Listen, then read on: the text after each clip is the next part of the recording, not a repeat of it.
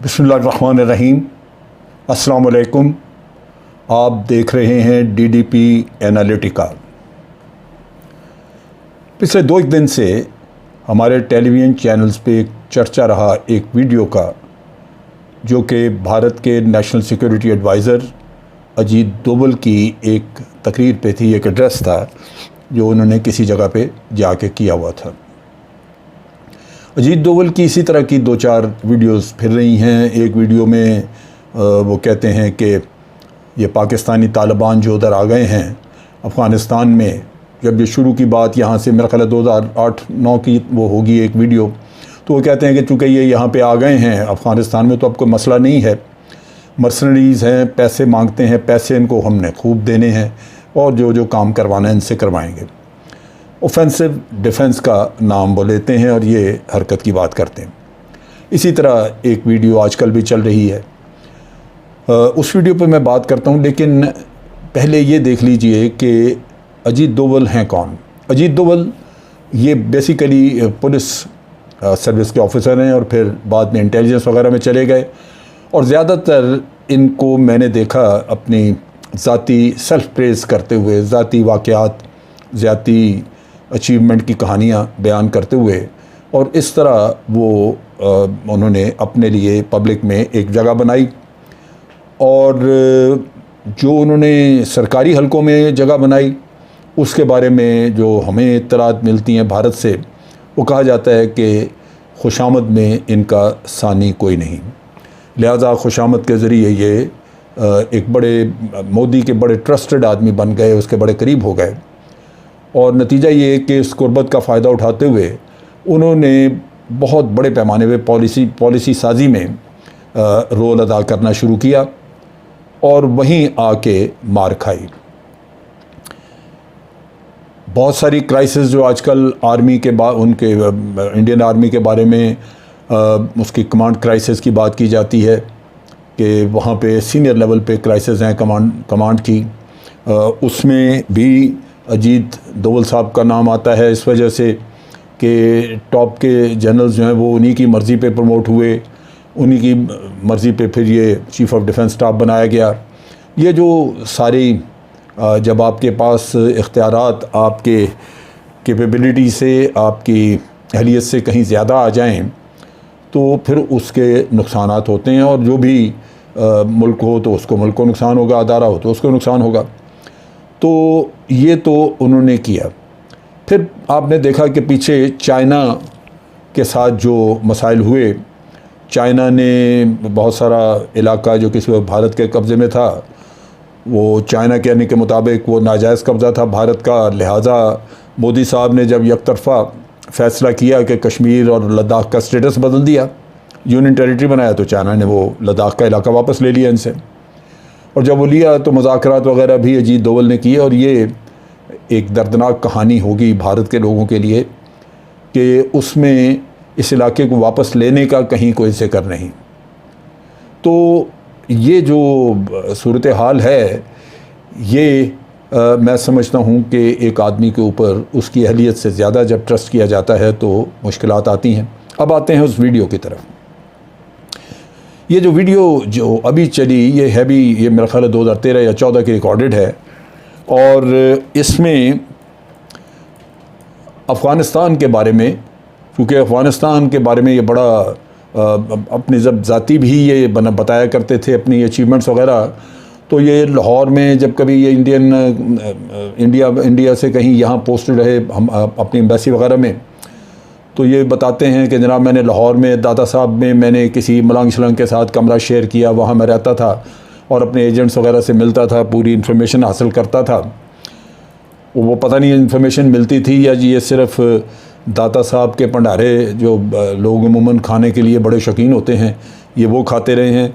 बहरहाल इन्होंने बड़े बड़े ऐसे कारनामे अपने बयान करके तो अपने लिए एक जगह बनाई थी, और इस वीडियो में भी वो यही बड़ा तकब्बर के अंदाज से, बड़े अथॉरिटेरियन जो होता है आपका बयान देने का तरीका, with full authority as if अक्ल कुल जैसे हम कहते हैं, कि एक आदमी जो समझ रहा होता है कि पूरी दुनिया में उससे ज़्यादा अक्लमंद और कोई नहीं, लिहाजा वो बयान कर रहे हैं। वो ये कहते हैं कि मुझे हमने भारत का अपना वो रोल बता रहे हैं अफ़गानिस्तान में कि अफ़गानिस्तान की आर्मी जो है उसको हमने ट्रेन किया।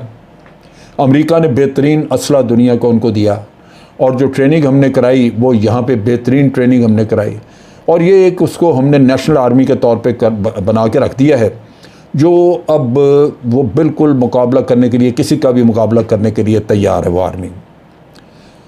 उसमें वो अपनी जब बड़ाई बयान करते हैं, ढींगे मारते हैं, तो उसमें उन्होंने कहा कि मैं पाकिस्तान आर्मी के लेफ्टिनेंट जनरल लेवल के कई सिक्योरिटी ऑफिसर्स वगैरह को मुख्तलिफ जगहों पे मुख्तलिफ कॉन्फ्रेंसेस होंगी, कहीं जहाँ कहीं इन्होंने भी अटेंड की, उन्होंने भी की, उनसे मैं मिल चुका हूँ।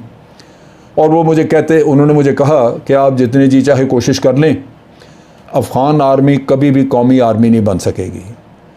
ये वो एक तो ये मटीरियल नहीं है वो, और दूसरा ये कि यहाँ की सोसाइटी का फ़र्क है, ये कबायली सोसाइटी है, ये और तरह के इनके तौर तरीके हैं। तो उनका कहना था कि मैंने तो उनकी बात का पाकिस्तान के ये जो जनरल वगैरह मुझे बताते जिन्होंने बताया, मैं तो उनकी बात को मैंने कभी यकीन ही नहीं किया।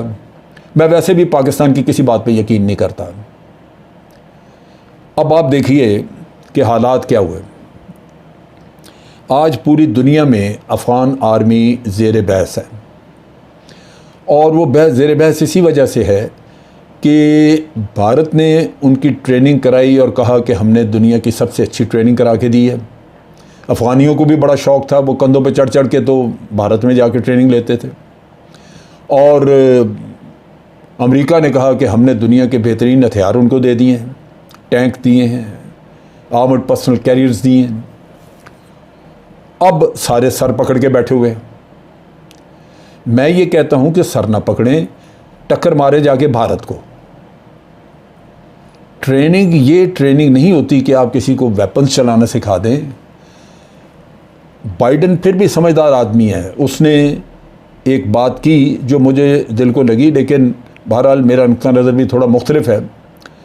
उसने कहा कि हम हथियार अच्छे दे सकते हैं, ट्रेनिंग भी करा सकते हैं, लेकिन किसी को अगर उसके अंदर जंग लड़ने की ख्वाहिश नहीं तो वो तो हम नहीं दे सकते उसको।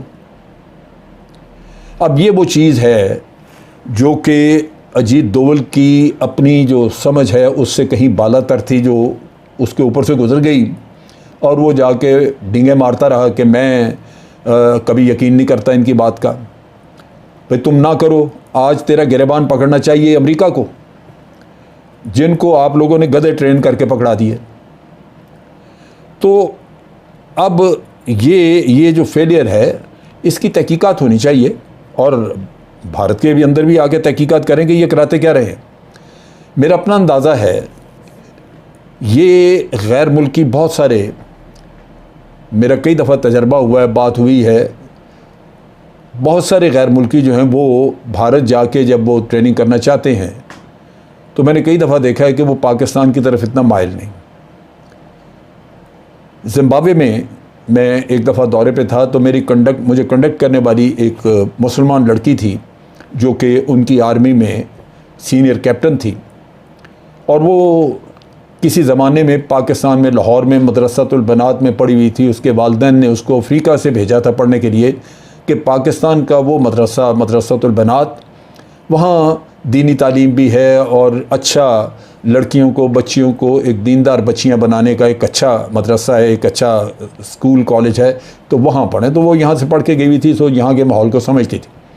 तो मैंने बड़ा ज़िम्बाब्वे के लोग ऑफिसर्स को, मिलिट्री ऑफिसर्स को बड़ा समझाया किया। मैंने कहा पाकिस्तान में आप आएँ, हमारे ये अदारे हैं, हम इस तरह की ट्रेनिंग कराते हैं ये। तो मैं देखा कि वो जो कंडक्टिंग लेडी थी मेरी, वो थोड़ा मुस्करा रही थी। जब वहाँ से हम हिले तो उसने मुझे कहा कि सर, इंग्लिश में उसने कहा कि सर ये जितना जी चाहे इनके साथ टकरे मारें, ये पाकिस्तान नहीं जाएंगे ट्रेनिंग के लिए, ये भारत जाएंगे। मैंने कहा वो क्यों? कहने लगी जी वहाँ शराब और औरत मिलती है, यहाँ तो आपके पास पाकिस्तान में तो पाबंदी है, ये जाते हैं लाइफ एंजॉय करने के लिए। तो एक तो ये इशू है कि लाइफ यहाँ एंजॉय नहीं की जा सकेगी, वहाँ एंजॉय की जाएगी, ट्रेनिंग कम होगी।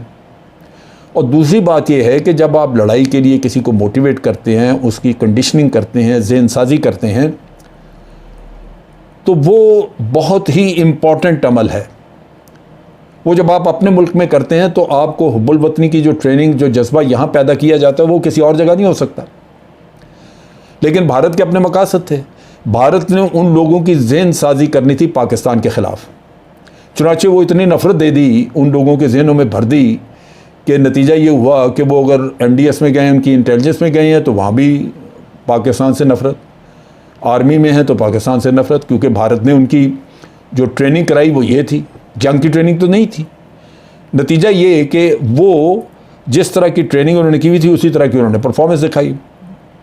अब अजीत डोभाल साहब ने एक तो ये कहा कि जनाब पाकिस्तान के जो अफसर मुझे बताते थे वो मैंने कभी माना नहीं, वो बिल्कुल ये बात मानने की थी नहीं, और मैं कहता था कि नहीं हम ये फ़ौज बना के दिखाएंगे, तो हमने बना दी, हम ट्रेन कर रहे हैं। और वैसे भी इनका एक स्ट्रेटजिक पार्टनरशिप का एक एग्रीमेंट था जिसकी वजह से ये अफ़गानिस्तान की बहुत सारी चीज़ें भारत कंट्रोल करता था। तो नेशनल आर्मी जो पाकिस्तान के इनको कहा, और ये सिर्फ इनको नहीं, ये हमने बहुत दफ़ा अमेरिका को भी समझाया कि जिस काम पे आप लगे हुए हैं ये नहीं होगा। अब आज भारत नाकाम क्यों है? उसकी एक वजह है बदनीयती। अफ़गानिस्तान का अमन अजीज़ नहीं था, आर्मी ट्रेन करो, लड़ाओ, मराओ इनको। लेकिन असल अगर अफ़गानियों के साथ आपने को नेकी करनी है, उनका भला करना है, तो उनको भी ये रास्ता बताओ कि भाई आपस में मिलके बातचीत करो और मिल के रहो। तालिबान भी अफ़गानी है, तुम भी, ना तुम जा सकते हो कहीं ना ये जाएंगे कहीं। हल एक ही है और वो ये है कि मिलो, बैठो, बातचीत करो एक दूसरे के साथ, उसको अकोमोडेट करो। तो जनाब ये डोभाल साहब ने बहुत जो बड़क मारी और बड़ी ढींग मारी वो यही कि बहुत अच्छे हथियार दे दिए हैं, बड़ी ट्रेनिंग करा दी है, बेहतरीन तरबियत याफ्ता आर्मी है, और अब वो जाएंगे तो वो बड़ी को तबाही मचा देंगे। लेकिन एक चीज़ जो मैं बताना चाहता हूँ वो ये है, फ़ौज लड़ती है दो चीज़ों पे। एक, ट्रेनिंग तो सारी फ़ौजें करती हैं, ट्रेनिंग तो होती है। एक, उस मुल्क के अवाम उसके साथ खड़े हों, और दूसरा, जिस आदमी ने जान देनी है वो जान देता अपनी कुव्वत ईमानी पे। मुसलमान के लिए सबसे बड़ी ताकत उसका अल्लाह पे भरोसा, जिसे हम कुव्वत ईमानी कहते हैं। एक मकसद है जिसके लिए वो लड़ रहा है। अगर मकसद पे यकीन नहीं, कुव्वत ईमानी नहीं, तो आप जो जी चाहे कर लें, उसको जाके आसमान से कोई तारे ला के दे दें, हथियार ला के दे दें, वो जंग नहीं जीत सकेगा। ये तबाही करवाई भारत ने अफ़गानियों की। आज वो अपने हाथ काट रहे होंगे, और खुदा करे कि ये मिल के बैठ के बातचीत करके अपने मुल्क में अमन ले आएँ, और फिर उसके बाद को तरक्की का रास्ता करें, और आइंदा कभी भी डोभाल या इस जैसे शरपसंदों को अपने मुल्क में मत आने दें। आज के लिए इतना ही। अफ़वाज पाकिस्तान जिंदाबाद, पाकिस्तान पाइंदाबाद।